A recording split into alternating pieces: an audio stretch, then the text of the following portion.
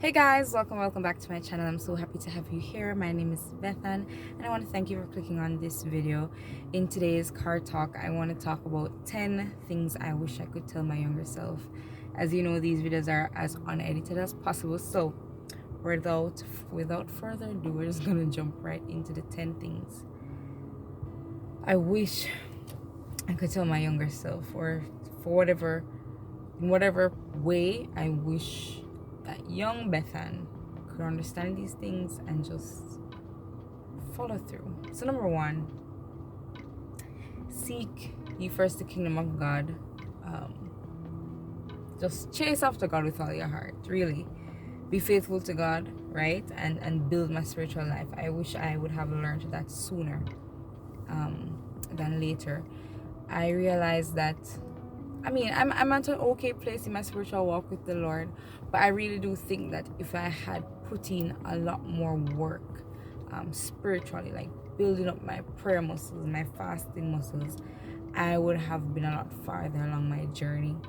However, I don't look at it with a sour face or a sad face. I am glad that I have acknowledged it, and I'm doing my very best to work and to build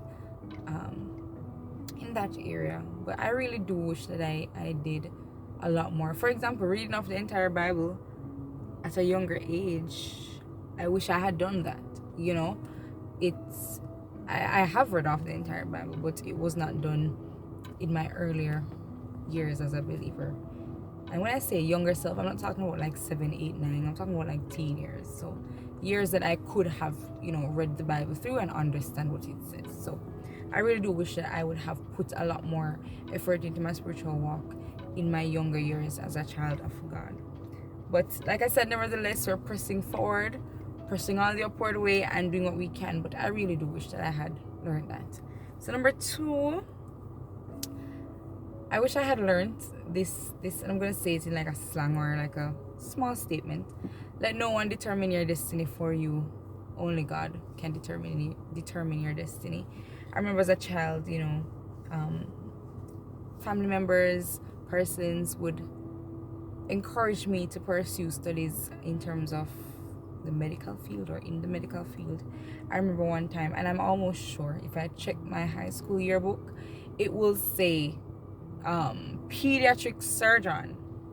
I am nowhere near that field, right? I studied psychology, bachelor's. At the undergraduate degree level, I studied psychology and I loved it, but I never had a passion to be a doctor. I never wanted to be a doctor. I can't manage the size of blood. I can't manage those things. The long hours, the long years of studying. Listen, hats off to all the doctors out there, all the medical students out there. Hats off to you, and I pray the Lord strengthens you and blesses you in your career, in your professional life. But that was just not for me. And in as much as family members probably wanted that for me, with the understanding that they wanted a better life for me than they had, that was not my path. That was never my path to trod. And thinking about my life now and ministry wise, just my daily life, how my life is and how it flows, being a doctor right now would bring a lot of pressure on myself, on my marriage, on my family, and I just know that was not God's plan for my life. So I wish I had learned that sooner, so I could have stood up for myself, or I could have started taking certain courses of action to direct myself in a particular path, rather than just in limbo. Because I was in limbo up until like when I started university, and even when I chose to do my psychology degree, a lot of persons were saying, are you sure, is this what you want to do? You should try and do something better. But I just couldn't. And I really pray that I would have, I wish that I had known how to stand up for myself in that regard. And it doesn't just go for career path, but even some of the things that I wanted to do, even YouTube. I wanted to do YouTube a long time ago, but that's another story. And there are other things that I wanted to venture on that, it was said that it just wasn't for me, or I should not be thinking in this light. I need to do whatever. But I really wish that I never allowed persons to have that much of a say in terms of my destiny or the things that I want to partake in. And I challenge you, even on this point, even though this is about my experience, I challenge you, please look into your life and ensure that God is the one that is directing your path, that God is the one that is telling you what to do and leading you in a particular path. Don't allow people. I said this in my video about amplifying the voice of God in your life. Listen, God's voice is the only voice that matters. Persons can only see you for you in the now and based on your past. God has the ultimate, the optimum perspective of your life. He knows past, present, and future. And He knows what's best for you. So, yeah, only God's voice matters. Number 3, building a routine for myself. I mean, growing up, my mom, she always gave us like timetables and stuff, but to be honest, I never followed it to the T. I've always had like a very free flow life, and on YouTube I see all the girls doing their morning routines, evening routines, and it's down to the T. But I wish I had disciplined myself more to have like a routine down packed, because I have realized that time will slip away from you if you don't put yourself under the wraps and say, okay, this time is for X, this time is for that, this time is for that. And in that routine, you would have like time for reading, because I really need to get back onto reading. I used to read when I was younger, but school got busy, life got busy, and it just fell off. So within that routine, or upholding that routine, I know that I would have kept on reading and built up that discipline. And even exercising, you know, habits. Human beings are creatures of habit, and if we enforce or reinforce or just repeat something, it becomes like second nature. So I really wish I had done that, because right now I'm trying to force myself to exercise, and I'm trying to do my very best to get some exercise done. And it's like a tug of war. It's like spiritual warfare. I'm not even gonna lie. But I wish that I would have conditioned myself in that routine. So I wish I had like built a routine for myself. Okay, number 4, something I would have told the younger Beth-Ann: avoid overconsumption. Avoid overconsumption. Avoid the spending. Save your money, Beth-Ann. Listen, and this goes not just for trends, not just for friends, not just for popularity, not just for like wanting to have something. Assess where you're at and live a very minimalistic life. I'm not saying that I would have robbed myself of things that, you know, would have contributed to happiness, but don't go ahead and just buy stuff all the time, man.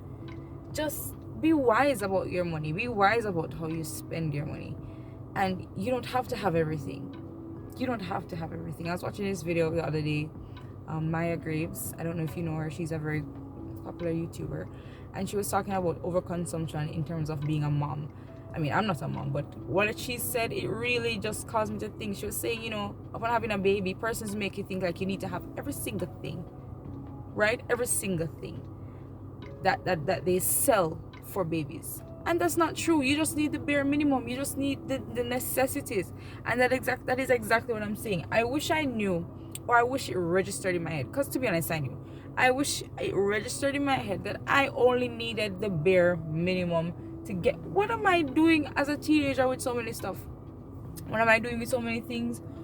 Save money. And if there's any teenagers watching this video, listen, it's not worth it. Save your money. Save your money. Save your money. Number 5, I wish I could tell Beth-Ann to love herself. Just get to that place of self-acceptance and just love yourself. You have to love your neighbor as yourself, you know, and you can't love your neighbor until you love yourself. You can't appreciate other persons until you love yourself. And I added this part: your husband will. And that's very important to me, because growing up, I've always been petite, I've always been slim, and upon meeting and seeing other girls my age who were very mature in their body and very you know, that type of look, and it will play on your mind to say, wait, I don't look like them, I'm not woman enough. And the devil is a liar, because that doesn't make you a woman. That doesn't make you a woman. And the part that I added, that your husband will love yourself, your husband will, is because the Lord, I wish I understood that the Lord had set apart a young man for me, my well, I am his missing rib located, but my spouse, that and he's somebody who would love me. He's the man that would love me for who I am. He's the man that was searching for me, whoever I am, whatever I'm made up of, however I look.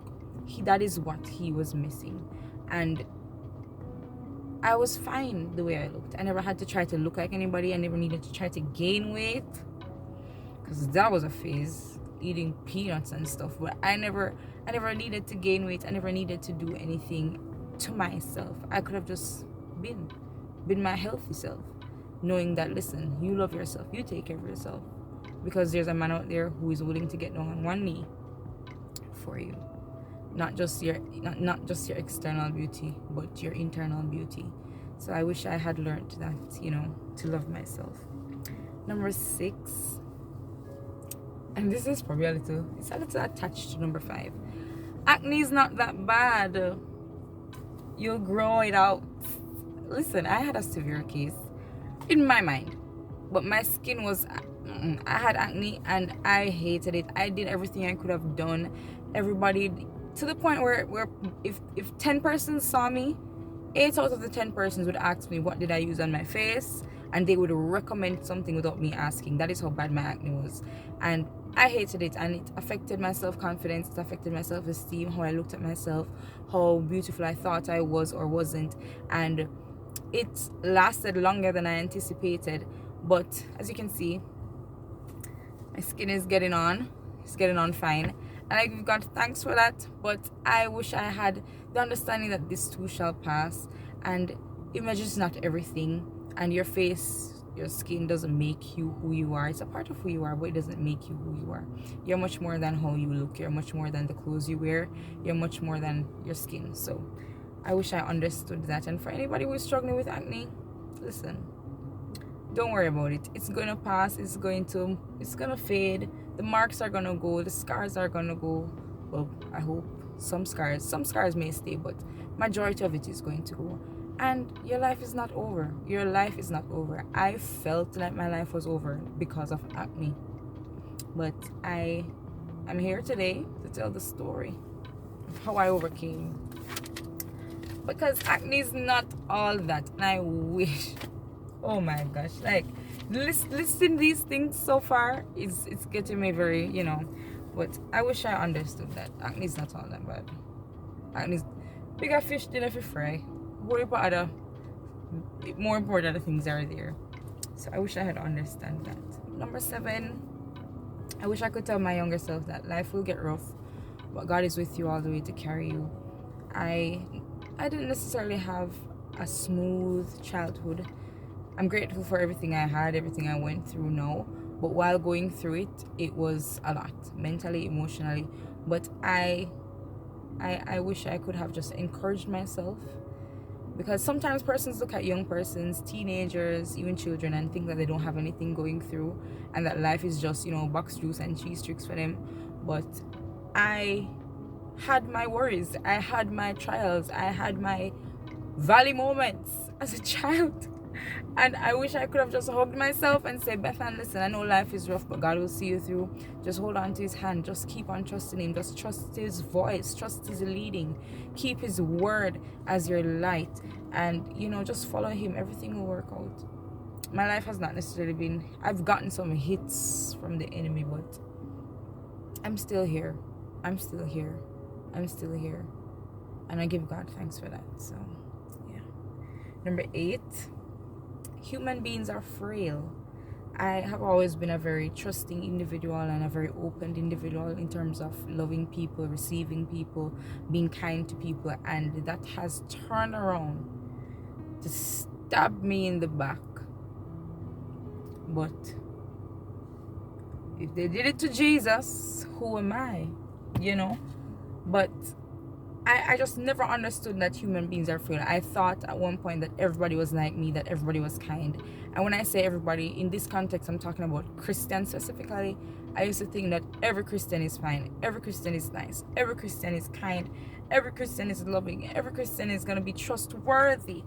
But I was sadly mistaken, and that's okay, because human beings are frail. The arms of flesh will surely fail you, you know, but God never will. But having that mindset, it doesn't mean that I'm not going to trust people, or it doesn't mean that I would not have trusted people. It just means that you approach it with caution, and you don't pour out everything like that. You're very careful with who you expose to certain sides of your life. So I wish I understood that. It would have saved me a lot of heartache and pain and tears and all of those things. But the only way I could have learned that was going through it and being able to say it now. Because even though maybe if I had told my younger self this, or if she had known this, she would have avoided certain things. The strength that you garner, the strength that I have garnered from those experiences, I would not have had it.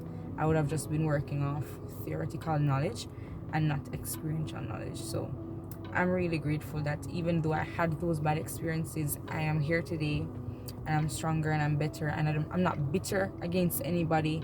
I don't hate anybody. I don't hate the church. I don't hate pastors. I don't hate people. I'm just better, you know, and I give God thanks for that. So we have 2 more left. Number 9. I wish I could tell Sister B that life is a lot more serious than you think, you know. Talk about, you know, YOLO.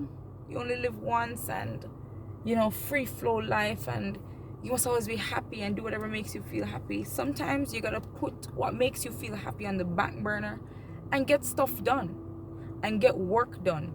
Sleepless nights are required, sacrifice is required, discipline is required, consistency is required. And I wish I understood the seriousness of that, man. I mean, living life now in my 20s, I am grateful that I am where I am today. But if I had known certain things, or if I had understood certain things and really grabbed a hold of certain things and said, listen, Beth-Ann, we're not wasting time, I would have been a lot further. Sometimes I think about, and this may sound trivial, but sometimes I think about, like, in prep school when I used to buy sweeties, like candy after school, $20 Jamaican dollars, which is like, I don't know how many US dollars, but 20 Jamaican dollars. Somebody leaves in the comment section.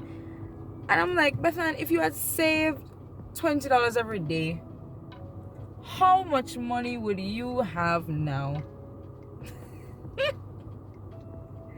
I think about it all the time, you know. But I, as a child, you don't see life as, you know, serious. And even as a teenager, you just see life as, oh, friends. It's literally friends. I wish I wish I knew that life was a lot more serious. Adulthood is a lot more serious than you think it is. Bills are a lot more serious than you think they are. You know, and spiritually, like, the spiritual walk of a believer is a lot more serious than you think it is. Oh my goodness. I wish I knew that. And this ties into point number 1 that I made, seeking first the kingdom of God. Like, seeking the Lord, serving the Lord, and doing the thing that Lord have you to do. Just do that before getting married, before getting engaged. Just give God everything. Build up your spiritual walk, because life is, the devil is out here like a roaring lion, man. Can't be no weak Christian trying to fight the devil.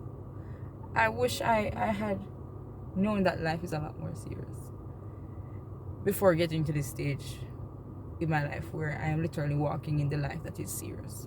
I wish I had known that to prepare myself even more, you know, even more. And then number 10, and boy, this one is, maybe I'm still working on this one, but I wish I could have told my younger self, Beth-Ann, be strong and assertive. Peace is not always the answer. You can fight me if you want to fight me. I said what I said. Peace is not always the answer. And I grew up with the Bible verse, blessed are the peacemakers, for they shall be called children of God. And I always sought after peace and pursued it, and I always wanted to be the peacemaker, but I did that from a limited perspective and narrow-mindedness, which meant that Beth-Ann does not speak her mind, Beth-Ann does not use her voice, Beth-Ann remains silent and takes whatever comes her way. Beth-Ann does not stand up for herself, Beth-Ann does not confront, Beth-Ann just avoids conflict. That is the toxic perspective that I held on to. And I am learning now, and I'm feeling the effects of it now, because now I have to be changing my mindset. I have to be readjusting and realigning my mind to understand that conflict is necessary, confrontation is necessary, and if you sit down and do nothing and say nothing, people will treat you however they want to treat you. I wish I did that. I wish I was a lot more vocal as a child, vocal as a teenager, vocal in expressing myself, in saying what I had to say. I wish I never just shut my mouth and just moved on with life. Because peace is not always the answer, in the sense that silence and peace are two different things. And I always kept silent. I always kept silent. And cried about it later. I always kept silent.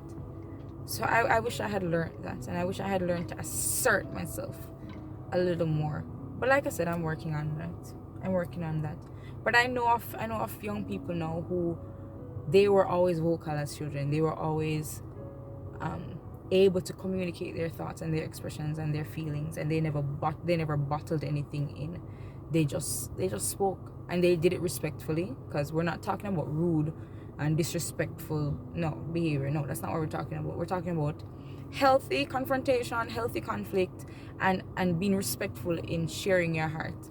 I wish I had learned how to do that and how to communicate in that way, because now, like I said, I have to be working on that, and I have to be learning how to be assertive with certain things in terms of how I communicate. Because I was just always nice. I was just always nice, and I was just always kind, and just so, peaceful.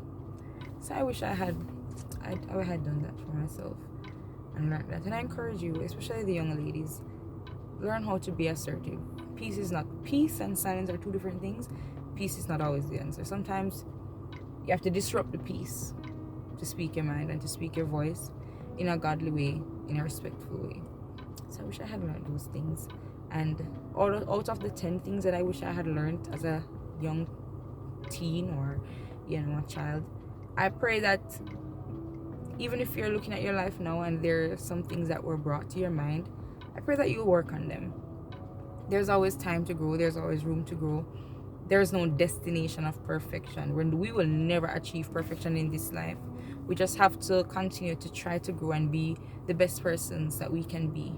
The best persons that we can be for the Lord. And I pray that if I had said anything that triggered you to think about something in your life, or to think about an aspect of your life, that you'll take action and work on it. Don't just think about it. Take action and work on it. So yeah, with that being said, I want to thank you so very much for watching this video. I appreciate you all, and I pray that the Lord will continue to bless you and help you to grow and be better, But I say to you, give yourself some grace, give yourself some time to grow. Perfection and growth may not always, perfection is not attainable. Growth, you will do it, but you may not always see the results right then and there. So just continue, just push on, continue to do what you have to do to be better. Continue. There's no finish line, there's no sky's the limit type of mindset. It's just an everyday process. So yeah, that being said, don't forget to like, share, comment, and subscribe, and I'll see you in my next upload.